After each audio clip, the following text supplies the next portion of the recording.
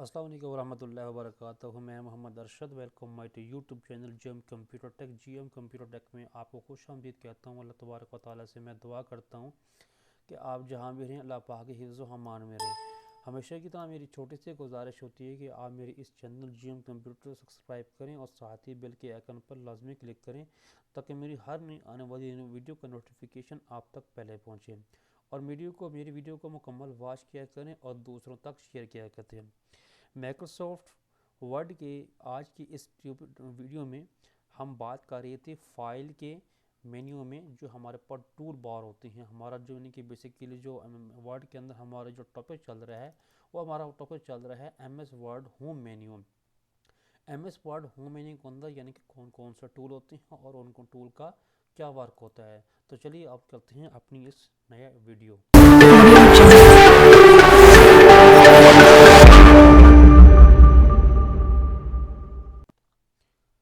आज की इस वीडियो में हम ये डिस्कस करेंगे कि सबसे पहले जो हम पहले वीडियो हमने डिस्कस किया था, फाइल को बोल्ड किया, इटैलिक किया, अंडरलाइन किया। इसका हमने फ़ॉन्ट का इंक्रीज़ करना सीखा, डिक्रीज़ करना सीखा। फ़ॉन्ट का हमने स्टाइल का चेंज करना सीखा। फ़ॉन्ट को हमने हाईलाइट करना सीखा। इसके बाद हमारे पास जो होम मेन्यू के अंदर जो हमारा जो अगला जो मेन्यू हमारा होता है फ़ॉन्ट कलर। फ़ॉन्ट कलर का हमारे पास ये मतलब होता है कि अगर आपने कोई अल्फाज का कलर चेंज करना है, फ़ॉन्ट का आपने कलर चेंज करना है, उसको हम कैसे चेंज करेंगे। सबसे पहले हमने जो भी मतलब अपने वर्ड का हमने का कलर चेंज करना है, वही वर्ड को क्लिक करने के लिए सबसे पहले हमें उस वर्ड को हम सिलेक्ट कर लेंगे, क्लिक कर लेंगे। तो जैसे हम इसको हम सेलेक्ट कर लेंगे तो हमारा जो जैसे ही मैं फ़ॉन्ट कलर के ऊपर क्लिक करूँगा, बाय डिफ़ॉल्ट हमारा कलर आप रेड शेप में है। तो जैसे इसके ऊपर मैं क्लिक करूँगा आपको नज़र आ रहा होगा कि हमारा जो फ़ॉन्ट कलर है वो हमारा रेड शेप में चेंज हो गया है। अगर हम ये चाहते हैं कि हमने इस फ़ॉन्ट का जो कलर है हमने और चेंज करना है तो वही तरीका सबसे पहले वही अल्फाज को हम सिलेक्ट कर लेंगे जिसका हमने फ़ॉन्ट कलर चेंज करना है। सबसे पहले मैंने कि लफ्ज़ कंप्यूटर है, मैं पहले कंप्यूटर को क्लिक कर लेता हूँ, सिलेक्ट कर लेता हूँ। सिलेक्ट करने के लिए माउस के लेफ़्ट बटन को मैं प्रेस करता हूँ। लेफ़्ट के बटन को आपको जैसे ही प्रेस करते हैं वो आपको नज़र आ रहा है कि हमारे जो माउस की कर्सर है वो ब्लिंकिंग होना शुरू हो गया।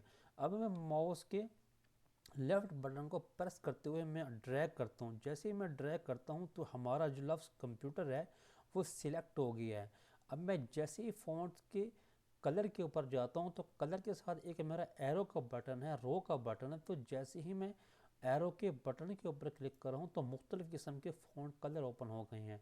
अब मैंने जो भी फ़ॉन्ट कलर के ऊपर अप्लाई करना है तो वही मेरा मुतलका जो फ़ॉन्ट कलर होगा मेरे अल्फाज के ऊपर अप्लाई होना शुरू हो जाएगा। अब मैं यहाँ से जैसे ही मैं क्लिक करता हूँ, फॉर एग्जाम्पल कि मैं इसको मैं ग्रीन कर लेता हूँ, तो ग्रीन जब माल्टा कलर का कर लेता हूँ तो जैसे ही मैं ऑरेंज कलर के ऊपर क्लिक करता हूँ तो आपको नजर का मेरा जो लफ्ज़ कंप्यूटर था, जो मैंने कंप्यूटर लफ्ज़ हाईलाइट किया था, जो मैंने कंप्यूटर वर्ड को हाईलाइट किया था उसका जो कलर है वो ऑरेंज शेड में चेंज हो गया है। अगर मैंने और लफ्ज़ चेंज करना है, मैंने लफ्ज़ एक टैग है तो टैग को पहले मैं सबसे पहले सिलेक्ट कर लेता हूँ। सिलेक्ट करने के बाद वही दोबारा मैं फ़ॉन्ट के कलर के ऊपर मैं क्लिक करता हूँ। अब फ़ॉन्ट के कलर के ऊपर जैसे ही मैं क्लिक करता हूँ तो उसके जैसे ही मैं साथ एरो के बटन पे क्लिक करता हूँ तो मुख्तलिफ़ किस्म के हमारे पास फ़ॉन्ट कलर ओपन शुरू हो गए हैं। अगर मैं ग्रीन कलर के ऊपर क्लिक करता हूँ तो जैसे ही मैं ग्रीन कलर के ऊपर जैसे ही मैं क्लिक करूँगा वही हमारा जो ग्रीन कलर होगा वो हमारा मुतलका वर्ड के ऊपर अप्लाई हो गया है। तो अगर मैं चाहता हूँ कि बाय डिफ़ॉल्ट में इनको कोई कलर नहीं देना चाहता, हमारे बाय डिफ़ॉल्ट जो कंप्यूटर के अंदर हमारा जो कलर होता है तो वही कलर इसके ऊपर मैं अप्लाई करना चाहता हूँ। सबसे पहले मैं इन तमाम वर्ड को सिलेक्ट कर लेता हूँ। सिलेक्ट करने के बाद दोबारा मैं फ़ॉन्ट के ऊपर क्लिक करूँगा। हमारे पास एक ऑप्शन आती है ऑटोमेटिक, यानी कि ऑटोमेटिक का मतलब ये होता है कि बाय डिफ़ॉल्ट हमारा जो फ़ॉन्ट कलर होता है वो हमारा ब्लैक शेप में होता है, ब्लैक कलर होता है। तो जैसे ही मैं ऑटोमेटिक शेप पर क्लिक करता हूँ हमारा जो मुतलका वर्ड का कलर होगा वो हमारा ब्लैक शेप में चेंज हो जाएगा। ठीक हो गया जी। मैं दोबारा इसको क्लिक कर लेता हूँ। उसके बाद हमारे पास एक नेक्स्ट ऑप्शन होती है अलाइनमेंट की। अलाइनमेंट का मतलब ये होता है कि हमने जो अल्फाज टाइप की होती हैं, जो हमने एप्लीकेशन टाइप की होती है, उसकी हमने शेप चेंज करनी है। यानी कि वर्ड को हमने किस शेप में रखना है, दरमियान में रखना है, लेफ़्ट में रखना है, टॉप पे रखना है, बॉटम में रखना है, उसके जो भी हमने अलाइनमेंट करनी है। तो जैसे ही मैं अलाइन के ऊपर क्लिक करूँगा हमारे पास ये 4 किस्म की अलाइनमेंट की ऑप्शन है। सबसे पहले हमारे पास एक ऑप्शन आती है अलाइन लेफ़्ट की, यानी कि जैसे ही मैं अलाइन लेफ़्ट के ऊपर क्लिक करता हूँ, हमारे जो वर्ल्ड होगा हमारा लेफ़्ट साइड पे हमारा आना शुरू हो गया है। ऐसा उसके बाद हमारे पास दूसरी ऑप्शन होती है अलाइन सेंटर की, यानी कि जैसे ही हम किसी वर्ड को किसी पेज के दरमियान में ले आना चाहते हैं, कोई भी किसी एक मखसूस पैराग्राफ को पेज के दरमियान में लेना चाहते हैं, तो जैसे ही मैं अलाइन सेंटर के दरमियान के ऊपर मैं क्लिक करूँगा, हमारा जो वर्ड होगा हमारा पेज के दरमियान में पहुँच चुका है। अच्छा, उसके बाद हमारे पास एक ऑप्शन होती है अलाइन राइट की, यानी कि अगर हमने किसी भी वर्ड को पेज के राइट साइड पे ले आना है, किसी भी मखसूस ऊपर जो हमारा किस्म का एक ऊपर पैराग्राफ होता है या टाइटल होता है, अगर मैंने उसकी अलाइनमेंट को राइट साइड पे ले आना है, तो जैसे ही मैं अलाइन के राइट साइड के ऊपर मैं क्लिक करता हूँ, मेरे जो मॉडल का वर्ड की जो अलाइनमेंट होगी हमारी वो राइट साइड पे पहुँच चुकी है। उसके बाद हमारे पास एक और नई ऑप्शन आती है जस्टिफाई की। जस्टिफाई का ये मतलब ये होता है कि अगर मैंने कोई पैराग्राफ बनाया हुआ है, कोई लास्ट मिनट टाइप किया हुआ है जिसको मैंने सिलेक्ट किया हुआ है, अगर हम उसको पूरी शेप में ले आना चाहते हैं, तो जैसे ही मैं जस्टिफाई पे क्लिक करूँगा, वो ही मेरा जो मुतल्लिका सिलेक्शन एरिया होगा मुकम्मल पेज के ऊपर जस्टिफाई हो जाएगा। क्योंकि अभी ये छोटा सा अल्फाज है, इसलिए आपको भी मुकम्मल व्यू नहीं हो रहा कि ये कैसे जस्टिफाई हुआ है। तो इंशाल्लाह मज़ीद जो मैं पैराग्राफ टाइप करूँगा तो आपको मुकम्मल को करके मैं दिखाऊँगा। इसके बाद हमारे पास एक ऑप्शन होती है लाइन स्पेसिंग की। लाइन स्पेसिंग का मतलब ये होता है कि अगर हमने कोई पैराग्राफ टाइप किया हुआ है, तो पैराग्राफ के अंदर हमारी काफ़ी सारी लाइनें हैं, यानी कि 10 लाइनें हैं, तो अगर हमने उनका दरमियान का हमने फासला देना है, तो इस मखसूस जो हमारे पास ऊपर जो नंबर दिए गए हैं, तो जैसे ही मैं इनके ऊपर क्लिक करूँ जाऊँगा, जैसे मैं इनके ऊपर क्लिक करता जाऊँगा, तो वो लाइन का फासला होगा हमारा वो इंक्रीज़ होता जाएगा। अगर मैं जैसे ही मैं टॉप पर क्लिक करता जाऊँगा, हमारा जो लाइन का फासला होगा वो कम करता जाऊँगा।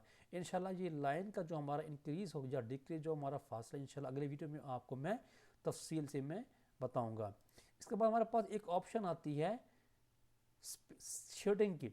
शेडिंग का मतलब ये होता है कि अगर हमने कोई अल्फाज को शेडिंग देना है, यानी कि यहाँ इसको मैं यहाँ पे क्लिक करता हूँ और मैं अल्फाज के ऊपर शेडिंग के ऊपर क्लिक कर लेता हूँ, तो मुख्तलिफ किस्म की हमारे पास जो अल्फाज की जो शेडिंग होगी वो इसके ऊपर अप्लाई होना शुरू हो जाएगी। यानी कि मैं ग्रीन शेडो को देना चाहता हूँ, तो जैसे मैं ग्रीन शेडो के ऊपर क्लिक करूँगा, अल्फाज की हमारे पास जो शेडिंग होगी हमारी ग्रीन शेड में चेंज हो गई। अगर मैं नीचे एंटर करता जाता हूँ, हमारी जो शेडिंग होगी वो ग्रीन शेड में चेंज हो गई है। अगर मैं इसके ऊपर कोई भी शेडिंग को अप्लाई नहीं करना चाहता, तो जैसे ही मैं इसके ऊपर आके शेडिंग के ऊपर क्लिक करता हूँ, शेडिंग के ऊपर हमने इसको नो कलर के ऑप्शन है, जैसे ही मैं नो कलर के ऑप्शन क्लिक करूँगा, मुतल्लिका जो मेरे अल्फाज के ऊपर हाईलाइट शेडिंग होगी वो ख़त्म हो जाएगी। इसको मैंने ख़त्म करना है, तमाम को शेडिंग की हुई है, तो तमाम की शेडिंग को ख़त्म करने के लिए दोबारा मैं शेडिंग के ऊपर क्लिक करता हूँ। इस करने के बाद मैं नो कलर के ऊपर क्लिक करूँ, तो मेरी जो मुतल्लिका शेडिंग होगी वो ख़त्म हो जाएगी। इसके बाद हमारे पास एक नेक्स्ट ऑप्शन आती है बॉटम की, यानी कि बॉर्डर की। वो बॉर्डर इंशाल्लाह जो वीडियो होगी इंशाल्लाह आपको मैं अगली वीडियो में तमाम जिसका तफसील से बताऊंगा कि इसका क्या कितना कार होता है। अच्छा, उसके बाद हमारे पास सबसे पहले एक और ऑप्शन होती है कट की, कॉपी की और फॉर्मेट पेंटर की। कट का मतलब ये होता है कि अगर हमने किसी अल्फाज को कट करना है, किसी जगह इसको एक जगह से उठा के दूसरी जगह पे रखना है, तो मैं कट के ऑप्शन को इस्तेमाल करते हुए वही अल्फाज एक जगह से दूसरी जगह के मैं अप्लाई से। फॉर एग्जाम्पल कि मेरे पास ये लफ्ज़ है टेक, मैं सबसे पहले मैं इसका टेक को क्लिक कर लेता हूँ। टेक को क्लिक करने के बाद अब मैं चाहता हूँ कि ये जो लफ्ज़ मैंने टेक किया है इसको मैं शुरू में ले आना चाहता हूँ कि जैसे ही मैं कट के आइकन पे क्लिक करूँगा, तो मेरा जो अल्फाज होगा टेक होगा वो यहाँ से कट हो गया है, वो अल्फाज यहाँ से गैब हो गई है। अब जैसे ही मैं टेक को पीछे ले आता हूँ, जीएम के पीछे में जैसे इसको टेक पे क्लिक करूँगा, हमारे पास एक ऑप्शन आती है पेस्ट की। तो जैसे मैं यहाँ पे आके मैं क्लिक करता हूँ या आके पेस्ट के ऑप्शन पे क्लिक करता हूँ, आपने देखा तो हमारे पास जो लफ्ज़ मैंने टेक को यहाँ से कट किया था, अब जैसे ही मैं आगे पेस्ट करता हूँ वही लफ्ज़ हमारा यहाँ आगे अप्लाई हो गई, जीएम के पीछे अप्लाई हो गई है। आज की वीडियो में इतना ही काफ़ी है। इंशाल्लाह मज़ीद जो टूल होंगे वो हम फिर अगली वीडियो में डिस्कस करेंगे। तब तक मिलते हैं अगली वीडियो में। अपना ढेर सारा ख्याल रखिएगा। अल्लाह हाफ़िज़, फ़ी अमानिल्लाह।